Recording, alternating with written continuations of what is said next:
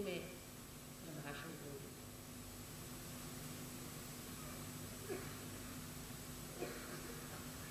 परमात्मा को खोजने वाले सभी भाविक सात्विक साधकों को हमारा प्रणाम।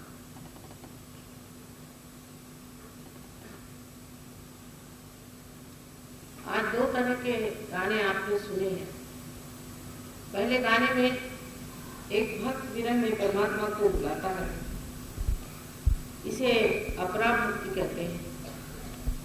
और जब परमात्मा को पा लेता है, जैसे कबीर ने पाया था, तो उसे पराभक्ति कहते हैं। दोनों में ही भक्ति है, जिसे कृष्ण ने अनन्य भक्ति कही हुई है, जहाँ दूसरा कोई नहीं होता, जहाँ साक्षात परमेश्वर अपने सामने होते हैं। उस वक्त जो हम लोगों का भक्ति का स्वरूप होता है, उसे उन्होंने पराभक्ति अनन्य। किंतु जब हम परमात्मा को याद करते हैं, उनको स्मरण करते हैं, तब उसकी आदत सी हो जाती है। जब इंसान को उस चीज की आदत सी हो जाती है, तो उस आदत से छूटने में उसे बड़ा समय लगता है। वो ये मानने को तैयार ही नहीं होता कि उसकी ये जो साधना है, ये खत्म होने की बेला है। और इसी वजह से भक्तों ने भी दृष्टों को, संतों को, मुनियों को पहचाना। आप जानते हैं, इतिहास में हमेशा संतों को इतनी परेशानियां उठानी पड़ी। ये नहीं कि सबने उनको सताया, लेकिन जिन्होंने सताया उनको किसी ने रोका नहीं और उनको समझाया नहीं कि ये संत, ये साधु। अब हमारे समाज में, खास करके शहरों में, विविध विचारों के लोग रहते हैं। कुछ तो जो कि परमात्मा में विश्वास करते हैं, इस तरह विश्वास करते हैं जैसे कि किसी मंदिर में गए नमस्कार करके। कुछ लोग हैं जो कहते हैं नहीं, परमात्मा की साधना करनी चाहिए और धर्म से रहना चाहिए, उनके मंगल गीत गाने चाहिए, हमेशा उनको भजना चाहिए, जिससे वो हमेशा याद रहे। कुछ लोग ऐसे होते हैं कि जो कहते हैं परमात्मा वगैरह सब ढकोसला है, ये झूठी चीज है, परमात्मा नाम की कोई चीज ही नहीं। सब तरह के विचार करने का अधिकार परमात्मा ने परे मनुष्य को दिए हैं।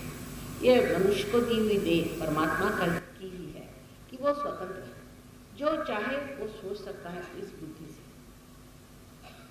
लेकिन हम लोगों को तीनों भी दशा में यही सोचना चाहिए कि आज तक हमने जो कुछ भी किया, चाहे परमात्मा में विश्वास किया, उनको भजा, या उनके ऊपर लेक्चर दिए, या उन पर किताबें पढ़ी, जो भी मेहनत करी, या हमने उन पर विश्वास नहीं किया, उनको कहा कि वो है नहीं, उनसे हमने मुठभेड़ की और कहा कि देखते हैं परमात्मा कहाँ है। इन सभी दशाओं में हमें ये सोचना चाहिए कि इसने हमारा क्या भला किया, हमें क्या लाभ, हमारे अंदर कौन सी ऐसी कोई नई प्रकृति आ गई जिसके कारण हमने जो भी किया सोचा। हमारे बाप दादे भी यही करते आए और उनके बाप दादे भी यही करते आए और हजारों वर्षों से ये चीज चलती। सहयोग में हम लोग ईड़ा और पिंडा दो नाड़ी पर ध्यान दे रहे थे। इसमें से जो ईड़ा नाड़ी है, ये भक्ति प्रकट है। ईड़ा नाड़ी पर लोग भक्ति में लीन हो जाते हैं, अपने भावना में बह जाते हैं और परमात्मा में लीन होकर के आनंद से उनका गान गाते हैं। हमारे महाराष्ट्र में, जो कि मैं सोचती हूँ हिंदुस्तान में एक बहुत बड़ा देश है, क्योंकि यहाँ पर पारंपरिक लोग धार्मिक हैं और यहाँ का आराध्य देव श्री कृष्ण विठल है। लोग एक एक महीना हाथ में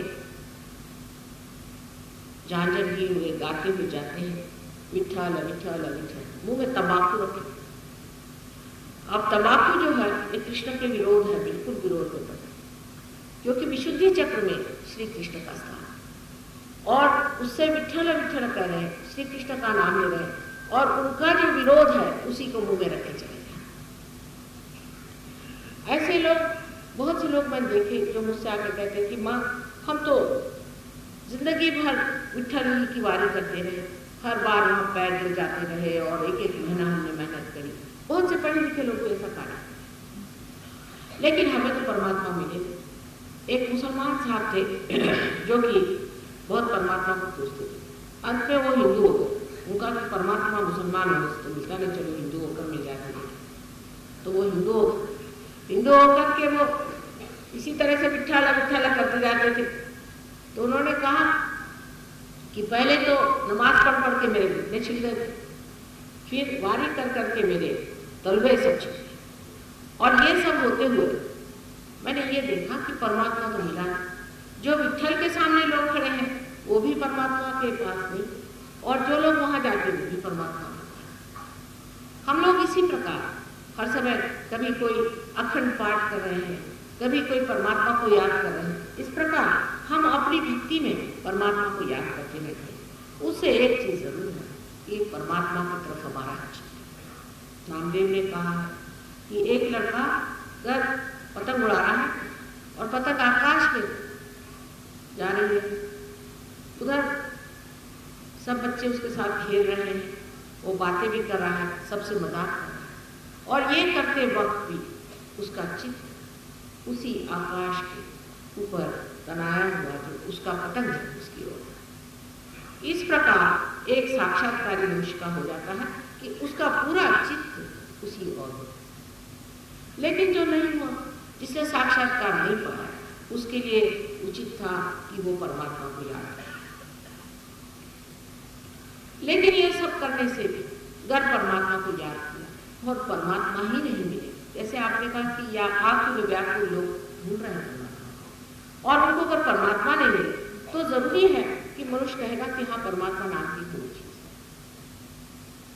लेकिन क्योंकि हमें उसका अनुभव नहीं हुआ, रचित नहीं हुई, इसलिए उस चीज को पूरी तरह से मना करना मेरे ख्याल से अशास्त्रीय है। उसको बगैर जाने बगैर, उसकी प्रचिति पाए बगैर उसको कह देना कि वो नहीं है कोई सी भी चीज, मेरे ख्याल से एक तरह से इसको पलायन हुआ, इसके पीछे परमात्मा है, चाहे आप उसे माने या ना। मैंने आपको बताया था कि ये फूल इसको कौन बनाता है, इन फूलों से फल कौन बनाता है, हमें अपने माँ बाप जैसे कौन बनाता है, कौन हमारे अंदर हमारे हृदय को चलाता है। हमारे अंदर अनेक से ऐसे व्यवहार है जो मेडिकल साइंस कभी भी समझा नहीं सकती कैसे। इसलिए मनुष्य भक्ति पर उतरता है और परमात्मा को याद। पिंगला नाड़ी पर जब हम आते हैं तो वहां पर मनुष्य ने ये सोचा कि परमात्मा ने जो सृष्टि रची है, इस सृष्टि में जो 5 पंचमहाभूत है, जो एलिमेंट्स हैं, उसके बारे में जानना चाहिए, उन पे प्रभुत्व पाया जाए। उन्हें अज्ञादी वगैरह शुरू कर दिया, वेद वगैरह रचे गए, पर वेद में भी बिल्कुल शुरू में लिखा है कि अगर वेद से अगर विद नहीं हुआ, अगर उसकी प्रचिति नहीं आई तो सारा वेद परायण। इस भारतवर्ष की एक महिमा है, बहुत बड़ी महिमा है। कोई कितना भी बड़ा शास्त्री हो, पंडित हो, वेद व्यास हो, कुछ हो, लोग उसके सामने हाथ दें, पर अगर कोई संत फकीर हो, हाथ में झोली लिए भी हो और संत हो, माना हुआ संत हो, तो लोग उसके सामने झुक जाते हैं, फिर वो राजा हो चाहे वो कुछ। ये अपने देश की बड़ी महिमा, ऐसा आपको कहीं भी नहीं दिखाया। ये इसी देश में होता है क्योंकि इस देश की अपनी एक बड़ी विशेष पुण्य है। यहाँ बड़े बड़े पुण्यात्मा, धर्मात्मा, सत्संग। हमारी दृष्टि जो बाहर की ओर लग गई है, इससे सबसे बड़ा प्रश्न खड़ा हुआ है कि अब सबकी दृष्टि अंतर्मुख कैसे करें, और सबसे पहले कि ये लोग जाने कि इसी देश में, इसी महान देश में ही ये सारा ज्ञान बसा।